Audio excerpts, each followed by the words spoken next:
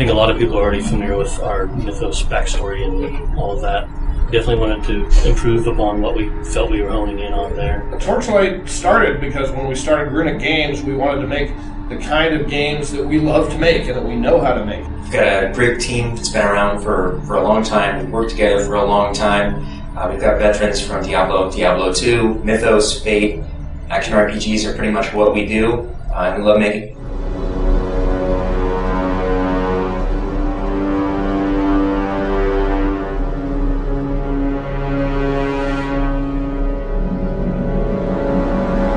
When you're presented with an opportunity to create your own IP from the ground up, and also it being kind of a launching pad into a larger project, there was a lot of just kind of experimentation, trying different things, and a lot of kind of care and craft towards really defining what a Runic Games product would look like. Well, I think the mission with Torchlight was the same as it was when we did the first Diablo, and that's to take a rich genre of gaming and bring it to a mass audience again, and make a game that's got all the modern trappings of RPGs, the great graphics, the deep immersive gameplay, and present it in a way that the average gamer can actually play. You don't have to have the Twitch skills of an Olympic athlete. You don't have to devote 9 hours a day to it. It's just bringing the fun of gaming back to a mass audience. We wanted to keep the scale small at first, make it really pretty a simple game to make, simple game to play.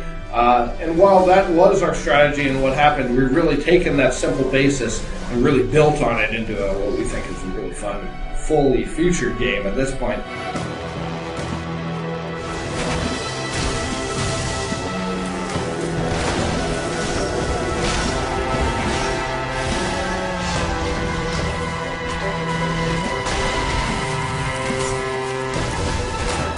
The idea for Torchlight Story came from a lot of members of the team, and we've taken their ideas and molded them into a cohesive whole with a couple of different goals in mind. First, we want to establish our world and show what it's all about, what's the general flavor of it, who are our characters and what are their problems, how does magic work in our world, just all the establishing groundwork there, and to, of course, tell an interesting story that carries you through the game. You may still prove useful, however. The other major idea is that we don't want to get in the way of gameplay. Our game is very fast-paced, you're fighting lots of monsters at once, and you don't want to get bogged down in 20 minutes of cutscenes. I think in general we're really respectful of players' time.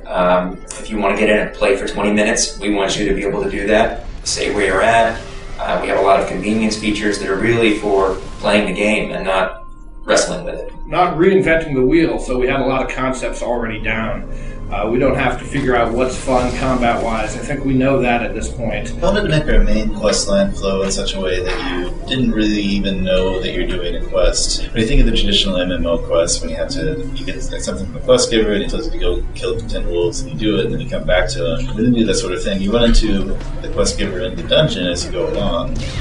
To be taken away, at some point you have someone join you and go with you, which is always something I enjoy. And basically, we don't make the player do anything they don't want to do. Generally, you just get to keep diving down through the dungeon and kicking butt and having fun. It's got that action RPG feel that's so elusive and so hard to get, and it's just addictive. Once you start playing, you can't stop playing, and you look up and it's hours later, and you think, I just want to go one more floor, I want to get one more boss, I want to get one more cool item. I think we've got a pretty deep loot game, and that we went all out as far as doing randomized levels are really, really pluses for the genre. I think also the fact that we include all of our modding tools means that this game will probably have a good amount of longevity.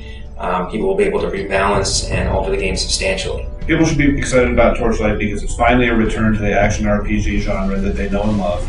It's coming to them in a digital download format, $20 investment. You have it just like that. You've got all the development tools. We think it really represents a great value. I'm still playing, I'm developing the game now, but I'm still playing like 24 hours a day, and I'm still happy and still having fun. So if I can still get excited about it, new players are going to have a great time.